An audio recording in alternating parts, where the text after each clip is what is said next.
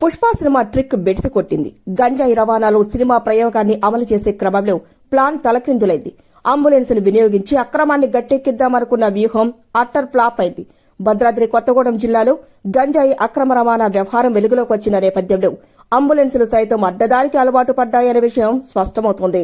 ఒరిస్సా నుండి పెద్ద ఎత్తున గంజాయిని తరలిస్తున్న అక్రమార్కులను విధి వెక్కిరించింది. ఒరిస్సా నుండి కోర్టు విలువ చేసే గంజాయిని తమిళనాడుకు తరలిస్తున్న క్రమంలో భద్రాద్రి కొత్తగూడెం జిల్లాలో దొరికిపోయారు. గంజాయి రవాణాకు ప్రాణాపాయ స్థితిలో ఉండే రోగుల ప్రాణాలను రక్షించే అంబులెన్సులు వాడుకున్న ప్రబుద్ధులు అనూహ్యమైన రీతిలో పట్టుబడ్డారు. కోర్టు విలువ చేసే గంజాయిని తరలిస్తున్న క్రమంలో అర్ధరాత్రి వేళ అడ్డదారి భాగోతం వెలుగు చూసింది. గంజాయి వాహనం కొత్తగూడెం రాగానే టైర్ పంక్చర్ కావడంతో రవాణాదారులు పంక్చర్ వేసే క్రమంలో అక్కడి యువకుల సహాయం తీసుకున్నారు.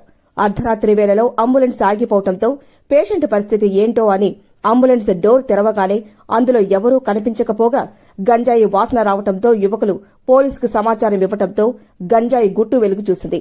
ఓ పక్కా ప్రణాళికతో పుష్ప సినిమాను తలపెద్దామనుకున్న అక్రమార్కులకు కాలం కలిసి రాలేదు. పాపపు కర్మ వెంటాడింది. చివరకు గాలిపోయింది, గంజాయి దొరికింది.